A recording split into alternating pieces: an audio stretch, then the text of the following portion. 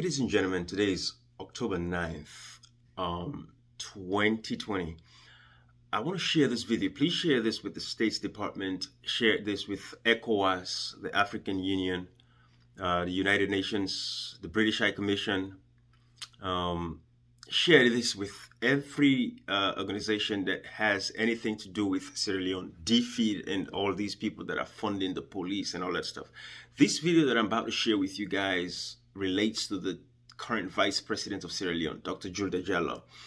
And also I'm trying to tie this with what's actually happening now with the Anti-Corruption Commissioner, Francis Benkaifala.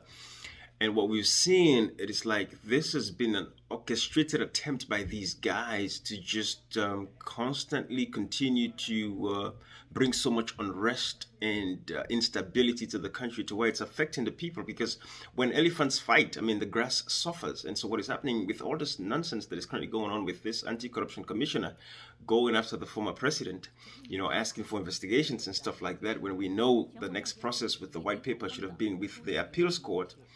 It's emblematic. It's very emblematic of a lot of things. But this video of this vice president, I want you guys to listen to this, and I will come and break down as far as what I think about the whole thing.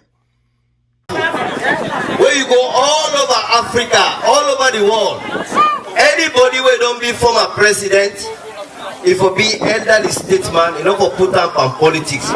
But if you be chairman and leader of a party, who go treat you like chairman and leader of a party, who then treat you like former president. So that the message that if you want, let them say you're a former president, then no problem, will treat you like former president. But if you behave like leader and chairman of a party, who go treat you like opposition leader. Now that now just not the law. Don't get that clear. So guys, you've seen this video of the vice president saying that if somebody wants, a former president wants to be a former president, then they shouldn't have anything to do with the politics, right? And so we know directly that he's talking about former president Anis Nkrumah of Sierra Leone. Again, I'm not doing this as a defense of the former president, but as peace-loving Sierra Leoneans like myself, who've always been in the middle. And like I always tell people, a lot of us, millions of Sierra Leoneans, played pivotal roles in making sure that the APC came out of power, you know, got out of power. And I was one of those Sierra Leoneans who stood up and said, it's enough of this APC. We want to change. This was not the change we bargained for. I mean, amidst all the human rights violations and the killings of this SLPP government and the continued, you know, confusion and pandemonium in the country. So I've always been in the middle of making sure that we bring, you know, speak truth to power. So therefore, we know this vice president, who is the current vice president of Sierra Leone, was actually referring to former President Anis Nkrumah. And we can see that these guys have planned everything they're doing just to harass the former president, because from the statement that you just heard from this vice president, who people think, oh no, this guy is being sidelined by this government because there's a chief minister, he's not actively playing any role. Don't be deceived. This guy does not speak to the people, he does not talk, he does not address the nation. We don't hear from him. I mean, we see what is happening with Guinea-Conakry, because the president of Guinea now is saying that this vice president has interfered with the Guinea elections and everything. So this Sierra Leone is in a very precarious stage at this point. There's too much problems, you know, and the tensions are building across, you know, the Guinea and Sierra Leone border. We want you guys to understand. I don't want to go into all of that, but the fact of the matter remains, this video of this vice president actually tells us what the SLPP government of President Bio was actually planned, which is what Francis Benkaifala is executing, because they're only going after the former president because he still has ties with his political party as the chairman and leader of the All People's Congress, the APC party. So if only he has just, you know, resigned from politics and sat back, you know, given the level of influence that he has in the country, then they would not have gone after him. Basically, that's what this vice president is saying. But because he's actively involved as still the chairman of that political party, so that is why they're going after him with such vehemence.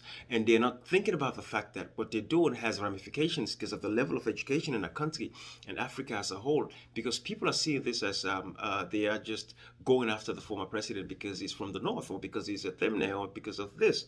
And the people of Sierra Leone have noticed also that this government is not investigating, you know, the current administration for any type of corruption. Matter of fact, when the chief minister stole $1.5 million, All the chiefs from the South, especially, wrote a letter, to the Anti-Corruption Commissioner because he was going to open up an investigation. The chiefs from the South opened up a letter, wrote a letter, saying that they're not going to sit back and allow their child, because he's the chief ministers from the South, for their child to be disgraced or molested.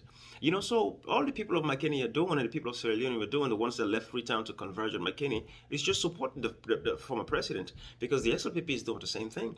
And I promise you, when they get out of power and they're called again for Anti-Corruption Commission investigations, they're going to be doing the same thing. So it's no different. But I just wanted to point light on this video, because this video says a lot about what is currently going on in the country and the attempt by this government of President Bio, Vice President Jules Diallo, and the Anti-Corruption Commissioner Francis Benkai-Fala. These guys are actually bent on destroying the peace that the former president worked so hard to give to Sierra Leoneans. I leave it right here, guys. Judge for yourself. You've seen the video. Make your own conclusion. But enough of this political harassment in our country. There's a lot of issues that can be fixed for the people. There's no electricity. There's no clean running water. Kids are not getting better education. They say free quality education, but there's nothing there. Their kids are not attending the education. The public schools, the Minister of Education's children are not there attending the public schools. The president's kids are not attending public schools. So where's the free quality education? There's nothing to show. There's been no development since these guys came to power 2 years, 6 months ago. Enough is enough, guys. I just wanted to point this video out to you all and let you all see, and so the international community understands, if there's any fracas in that country, Francis Benkai-Fala, Jules Diallo, and the president are to be blamed for whatever misunderstanding, if anything ever happens in Sierra Leone, especially with what is going on across the Guinea border also. There's too much instability in the country. These guys have to be checked. Enough is enough. The people of Sierra Leone are tired and fed up. We don't want this. This is not what we bargained for when they voted for the SLPP government. Thank you. Bye. Bye-bye.